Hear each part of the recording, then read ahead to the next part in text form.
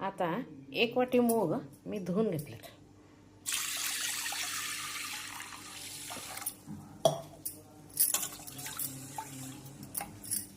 त्याला 3 शिट्या देऊन घेते.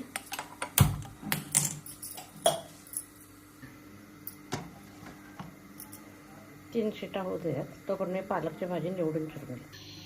आता पालक बारीक चिरून स्वच्छ करून धुवून घेते. इकडे कुकर व्हायला.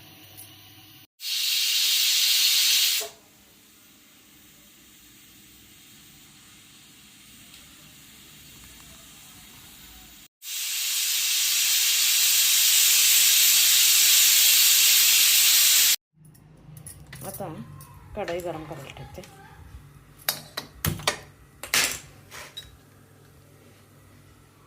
थोडंसं तेल घालते. तेल टाकलं आहे. जरा जिरे जास्त घालायचे. लसूण, आलं,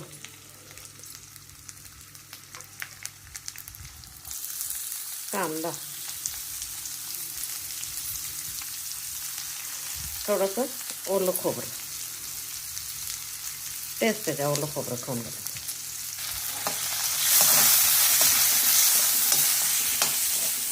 त्याचा वास आला की कॅचेट टाकत घाला.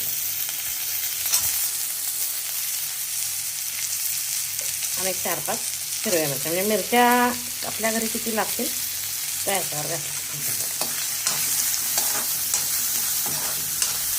सगळं छान खमंग असं भाजून घ्यायचं. आता गॅस बंद करायचा. हे मिक्सरला रुबवून घ्यायला पाहिजे. गॅस बंद करायचा. आता मिक्सर पात्रात कोथिंबीर आणि हे आपण हे करून घेतलं ना थोडंसं फ्राय, त्याचा गार होते बारीक.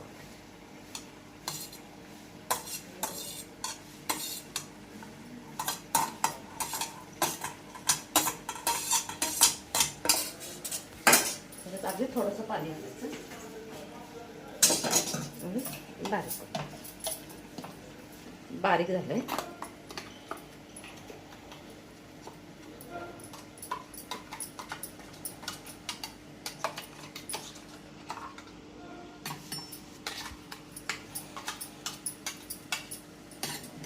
थोडंसं पाणी घालायचं, नंतर कढईत घालायचं.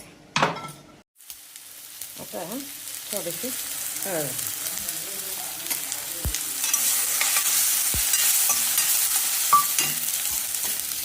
पालक एकदम बारीक असं चिरून घेतलं.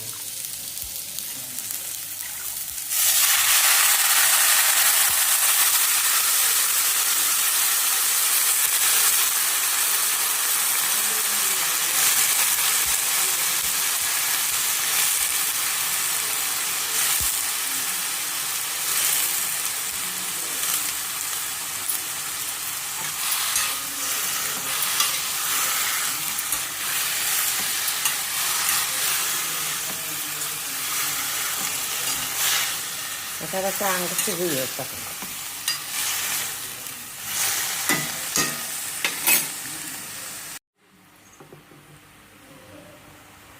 पालकची भाजी शिजायला काय फार वेळ लागत नाही. आता त्यात मीठ घालायचं. आता हे जे मिक्सरला रुबवलं आहे की नाही, पेस्ट केलं की नाही, पेस्ट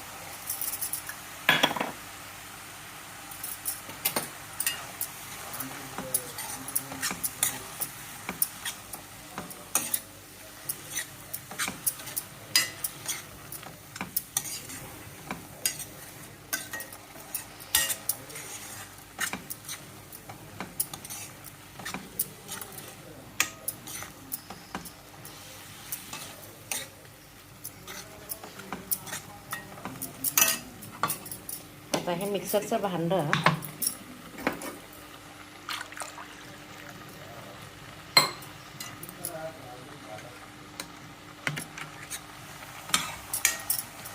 पालक शिजायला काय फार वेळ लागेल, मस्तपैकी शिजायला. आता हे मिक्सरचं भांडं एकदा धुवून घालते.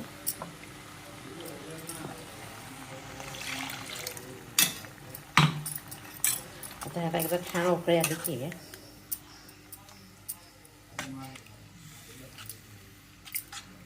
एकदा करून बघा, टेस्ट फार. उकळी आली की मूग घालायचे. मूग पूर्ण असे शिजले गेलेले असले पाहिजेत, त्याला उकळी येऊ दे.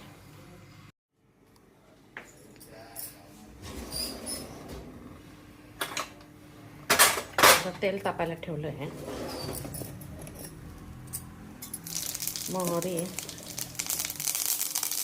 जिरे, पलावपत्री आणि हे घातलं बेलीस आणि चक्के म्हणजे कडलिंब, टोमॅटो वगैरे छान भाजले. मूग शिजले. आता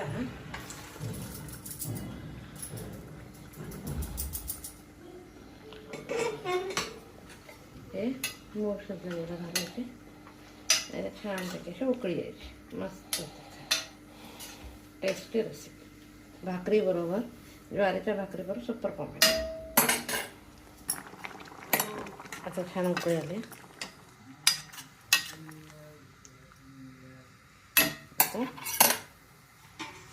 बंद करते. भात आणि सार करणार आहे आणि 1 वाटी तांदूळ घेतला. आता हे तांदूळ सुटून धुवून घेते.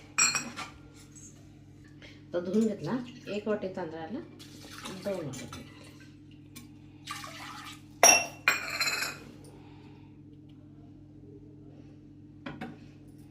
गॅस चालू.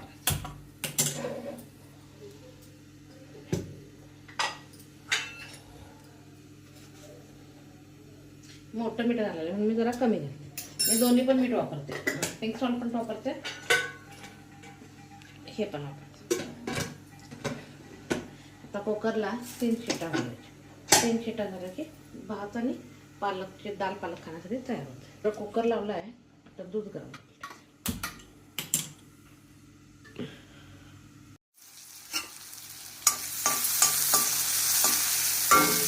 पालक भाजला आहे चांगला. जरासा कलर बदलू दे.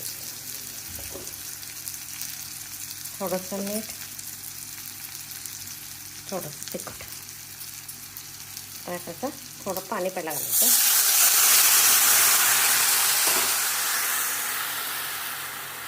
आणि एक पहिला दूध जरा चांगले उकळी येऊ दे. मग पीठ मळायचं. काय करायचं, छान उकळी येईपर्यंत की नाही.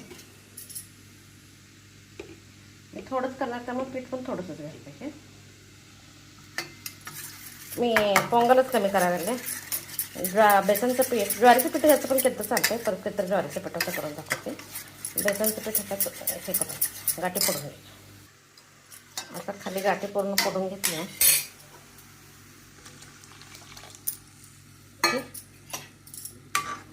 आणि गॅस एकदम बारीक करून ठेवायचा. बॉम्बे चटणी खाण्यासाठी तयार.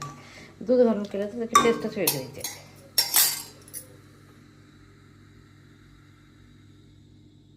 गॅस बारीक करायचं आणि छान उकळी द्यायची. पालक बॉम्बे चटणी खाण्यासाठी तयार आहे. आता गॅस बंद करायचा. अशा तयार झाल्या कसं ओळखायचं, सगळ्या गाठी फुटल्या असल्या तर करेक्ट झाल्या.